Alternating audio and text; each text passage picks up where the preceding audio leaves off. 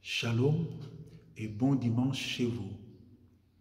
Nous célébrons aujourd'hui le 13e dimanche du temps ordinaire. Nous avons voulu partager cette parole de Dieu devant l'image du Sacré-Cœur de Jésus pour être en union de prière avec certains de nos frères de notre Église qui célèbrent aujourd'hui en ces dimanches justement le Sacré-Cœur de Jésus. Le 13e dimanche du temps ordinaire. Le temps ordinaire est tellement ordinaire qu'il reste parfois le temps plus difficile à vivre spirituellement. En effet, on comprend que si nous sommes durant les temps de l'Avent, nous avons l'objectif spirituel à l'horizon, la préparation de la naissance de notre Seigneur Jésus. Et lorsque nous entrons dans les temps de carême, à l'horizon, nous avons la passion, la mort et la résurrection de notre Seigneur Jésus. Mais quand nous entrons dans les temps ordinaires, c'est tellement ordinaire que nous devons donc ouvrir l'œil, ouvrir les cœurs pour vivre avec une plus grande attention le message et les invitations du Seigneur. L'Église Notre Mère nous propose aujourd'hui un thème assez intéressant, la vocation, l'appel. Quand Dieu appelle l'homme. Quand Dieu appelle l'homme, comment, où et pourquoi l'homme doit-il répondre à cet appel? À cette série de questions, il y a aussi une série d'arguments qui répondent justement à ces questionnements. Nous pouvons retenir parmi les nombreux arguments, nous retenons la liberté, l'urgence, la totalité et la hiérarchie. Donc, quand Dieu nous appelle, comment pouvons-nous répondre?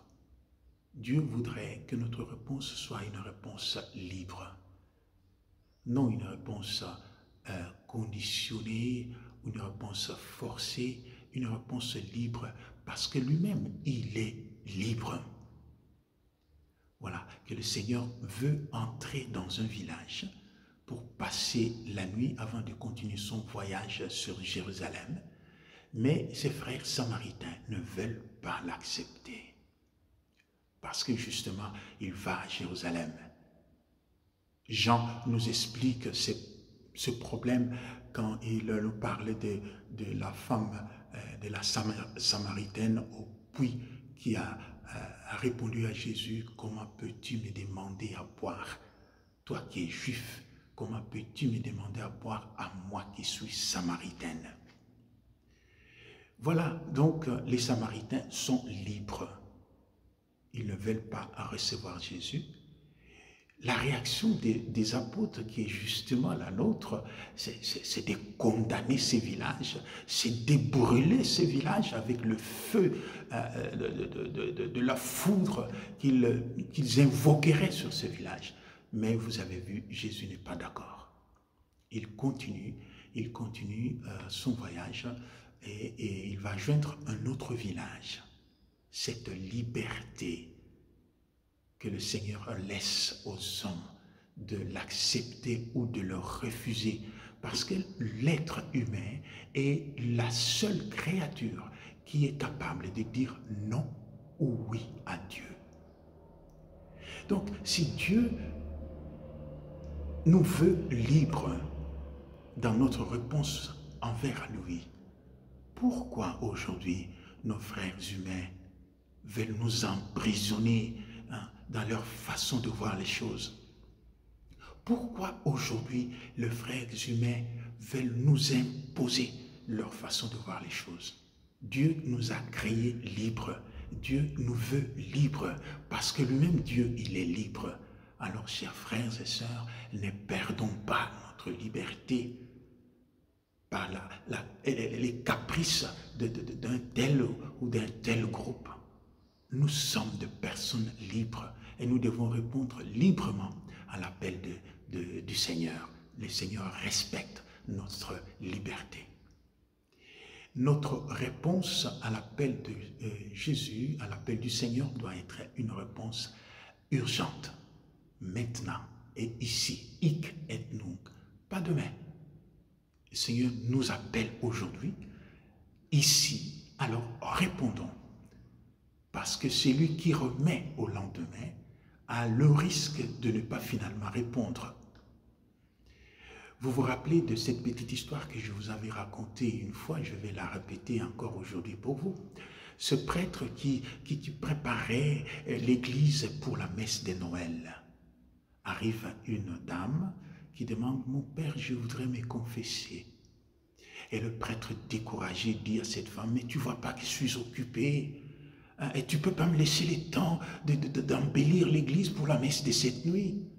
Retourne chez toi, tu reviendras plus tard quand j'aurai fini d'embellir l'autel. » La femme s'en va et quelques instants après, le prêtre entend un bruit, un véhicule avait cogné une personne.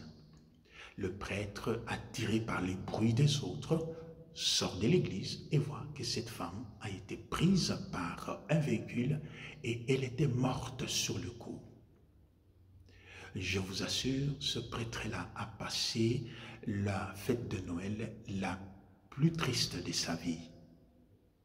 Il se disait, si je m'étais arrêté pour écouter la confession de cette femme, peut-être elle ne serait pas morte. Si je m'étais arrêté pour écouter la confession de cette femme, peut-être mourant, elle irait au ciel. Alors, il a passé un très mauvais Noël.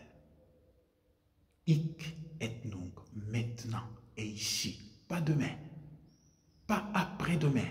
Maintenant et ici, le Seigneur nous appelle, il attend notre réponse. Le Seigneur nous appelle et notre réponse doit être aussi une réponse qui suit la hiérarchie. C'est lui qui appelle, ce n'est pas nous qui en appelons. C'est le Seigneur qui appelle et dit, viens. Et moi, je dois obéir et venir. Vous avez entendu ce jeune qui se présente, je te suivrai partout. Et le Seigneur dit, non, toi, tu ne me suivras pas partout parce que ta mission est ailleurs. Ta mission est ailleurs. Et le Seigneur veut une réponse totale. Pas une réponse à déni quand nous sommes capables de donner un verre, que notre verre soit plein. Quand nous sommes capables de donner une bouteille, que notre bouteille soit pleine. Le Seigneur refuse des demi-mesures. D'ailleurs, le livre de l'Apocalypse est clair à ces propos. L'Apocalypse nous répète que le Seigneur vomit les tièdes. Ou tu es chaud ou tu es froid. Mais pas entre les deux. Donc ta réponse doit être une réponse totale. Alors, chers frères et sœurs, nous sommes invités aujourd'hui, nous aussi, à répondre au Seigneur d'une façon urgente, maintenant et ici, à répondre au Seigneur d'une façon totale, toute ma vie, non la moitié de ma vie, ce que je donne, la moitié je donne et la moitié je garde pour moi. Une réponse libre, je suis une personne libre comme le Seigneur est libre. Et cette réponse doit être une réponse libre et une réponse hiérarchique, c'est le Seigneur qui appelle. Ce n'est pas moi qui dois donner de l'ordre au Seigneur. Le Seigneur me demande d'aller me réconcilier avec un frère. Et moi, qu'est-ce que je pose comme condition? C'est mieux que ce soit lui qui commence. Voilà. Et ce texte d'aujourd'hui est une réponse, une lumière pour notre façon de répondre, mais répondre en cas de vocation, en cas d'appel, que ce soit la vocation à la vie consacrée, que ce soit la vocation à tout genre de vie, mais et aussi de répondre à l'appel que le Seigneur nous adresse chaque jour. Il nous appelle, il a besoin de notre réponse. Shalom et bon dimanche chez vous.